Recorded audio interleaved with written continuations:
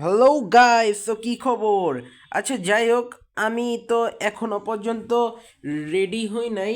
আজকে আমাদের যাইতে হবে হচ্ছে বাস 11:30টার সময় হইলো, আমাদের 1 ঘন্টা আহ, না 2 ঘন্টা আগে গিয়ে বসে থাকতে হবে। কারণ বাস কখনো কখনো, এটা বাংলাদেশ গাইজ, এক্স্যাক্ট টাইমে আসবে না।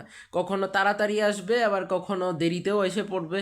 সো ওই কারণে বলা যায় না, আবার এক্স্যাক্ট টাইমেও এসে পড়তে পারে। সো আমাদের তো 2 ঘন্টা আগেই যাওয়াটা সেফ। আচ্ছা, যাই হোক, আমরা আরও কিছুক্ষণ বাকি আছে, আমরা রেডি হয়ে তারপরে আমরা যাব। ওয়েল, তোমাদের জন্য সাজেকে গিয়ে অনেক ব্লগস বানায় আনবো অবশ্যই। সেখানকার ওয়েদার, সেখানকার মানে নেচার, সব কিছু তোমাদেরকে দেখাবো ইনশাল্লাহ। ব্যাস, ওখানে গিয়ে সুস্থ থাকলেই হয় গাইজ। ঢাকায় ইদানিং তো ভয়ঙ্কর শীত পড়তেছে। ওখানে তো আরও বেশি শীত পড়বে, পাহাড়ি এলাকা যখন, এটা স্বাভাবিক ব্যাপার। সো প্লিজ দোয়া করে যেন এসে সুস্থ থাকি।